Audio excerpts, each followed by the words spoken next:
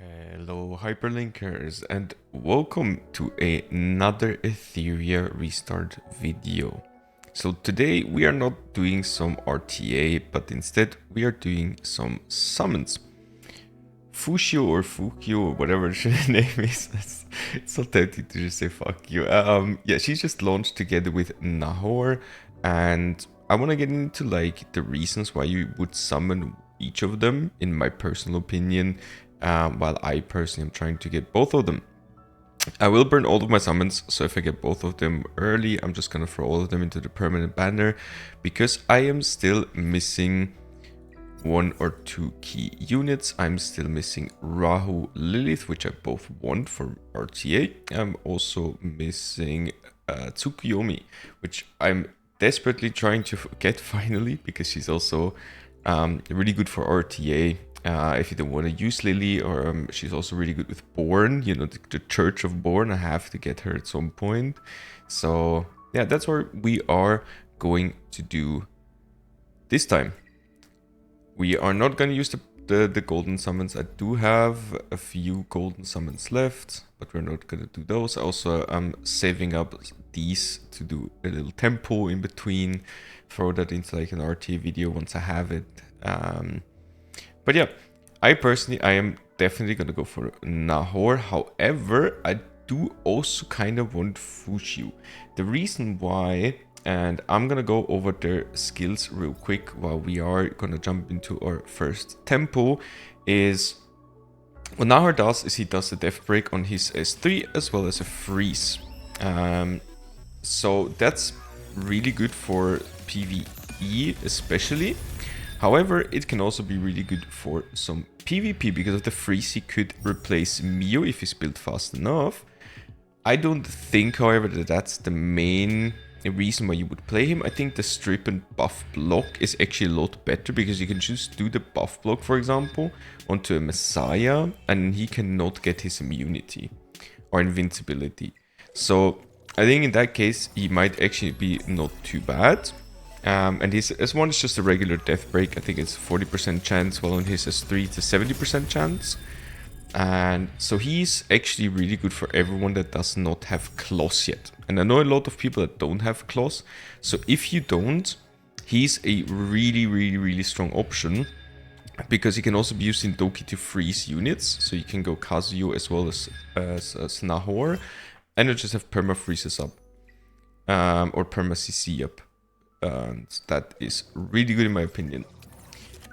For Fuqiu, however, her usability is a little bit weird in my opinion, because she is kind of like a hybrid between Valerian as well as, I don't want to say Linglo, because she does. Why am I getting so many Kazuyos? Is the game trying to tell me something?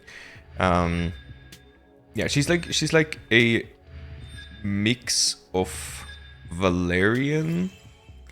I'm trying to think of something else, because she does push up, but she doesn't skill reduce. Otherwise, I would have said maybe like a Beyond Tin. We are not getting lucky right now, by the way. So basically what she does is, on her S3, she gives a 2-turn shield and a speed up to all of your units. And her shield scales with her max HP.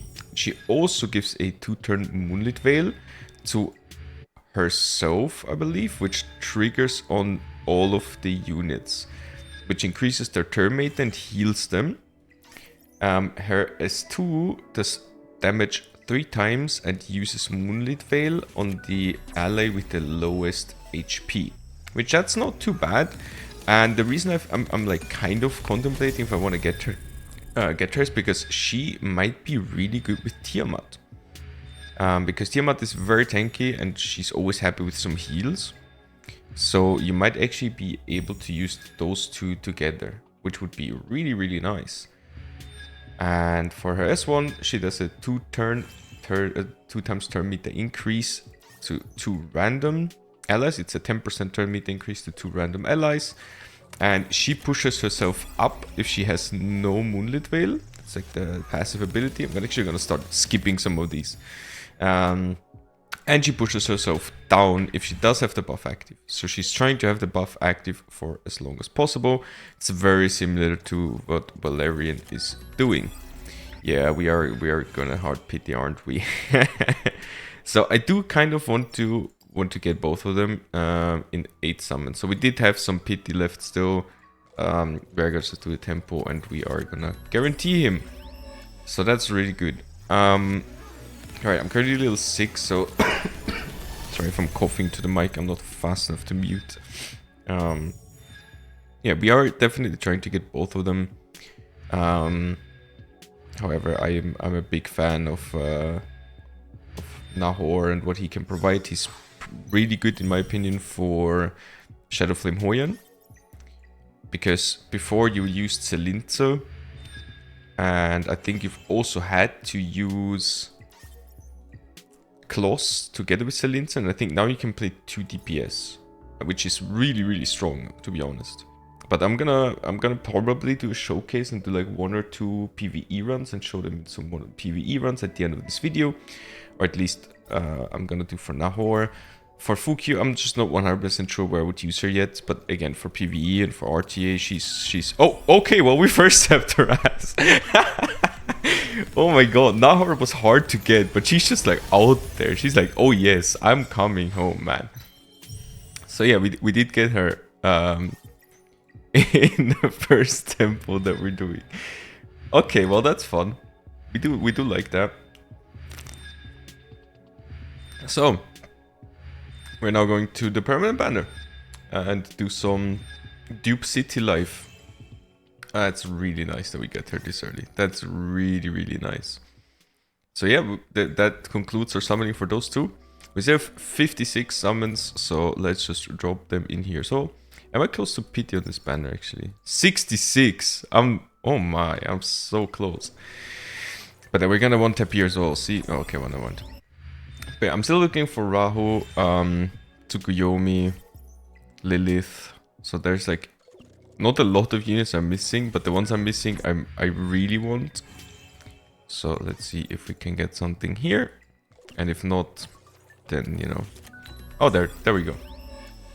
So let it be one of those. I'm probably not gonna I am gonna continue summoning. I was gonna not throw more summons in if I pull something, but let's see what we do get here. Maybe it's 3 new units in a day. That would be fantastic. It is no, it's another Yeli. Shit. Okay. Right. Let's just do the last 3. It doesn't matter. It's pity anyway. Oh, what? Okay, I'm so happy I did another one. Are you seeing this?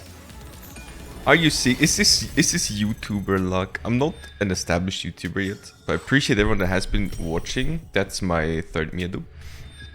I appreciate everyone that has been watching, and I am planning on uploading at least 3 times a week, mostly RTA videos again. So 3 times a week I'm gonna do RTA videos, and then I'm gonna do like some other stuff in between, like this video for today. So I'm gonna do the last tempo, and then I'm gonna... Right, that's it. And then I'm gonna prepare one of those 2 units to showcase in some PvE, and I'll see you guys there in a second. Here is the quick update. I said I was gonna try and showcase 1 or 2 of those units. I will still do that, but not in today's video. I'm just gonna do the summons, upload those, and then try and work my way around him, because I realized he has a massive 5-turn cooldown in his S3, which, you know, it does help with his S1 also being a death break, but for the freeze effect, that's like not the best. He's still extremely good. You can use him if you don't have claws. I also don't have the gear to use him in the teams that I want to use him in. However, I did clear Doki Inferno with him in the team. It was a 2-minute 30-ish run. As you can see, I only have 1 star here compared to all the other Infernos. That's because I only have Messiah as my DPS. Because I was a lazy bum and I've only pulled Rilmoka very late in the game. I was already level 75 or something by then. And I was also too lazy to build up my Shiada. So yeah, big buff boy for the win. And in that case, I'm gonna showcase those two in a little while. I'm gonna try and build up Fuqiu, especially to try and include her into the next RTA videos that I'm uploading. And for now, I'm gonna wish you guys the best of luck in summoning yourselves. See you soon and take care. Bye bye.